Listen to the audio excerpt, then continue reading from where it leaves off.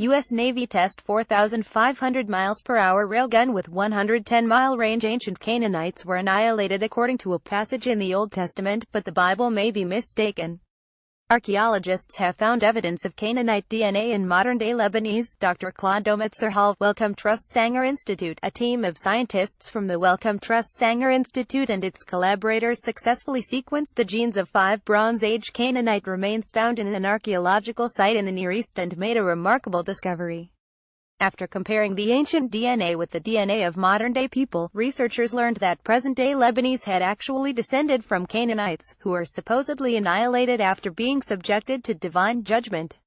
Who are the Canaanites? Canaanites were a mysterious race of people that was effectively driven out of their land and annihilated by Israelites after the Exodus. According to the Old Testament, however, the DNA evidence uncovered by archaeologists offers proof that the ancient race did not actually meet its end.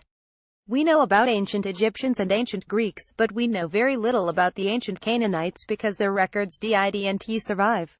What is known about the Canaanites is that they lived and traded along the eastern coast of the present-day Mediterranean. Lead author of the study Mark Haber explains.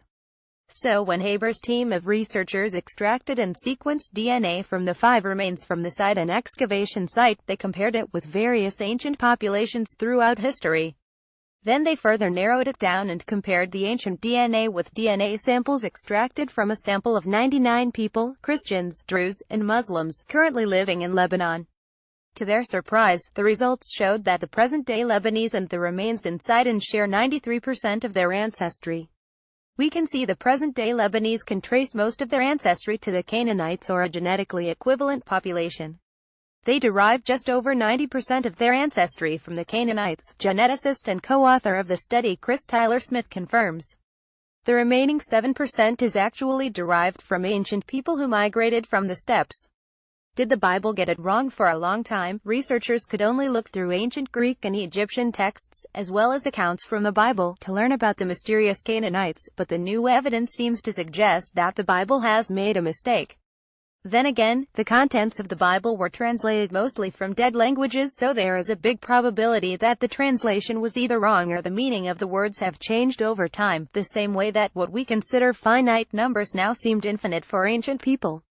Even with the strong connection between ancient Canaanites and modern-day Lebanese, the fact that no pure Canaanite individual seems to survive today could be considered as killing off the ancestry.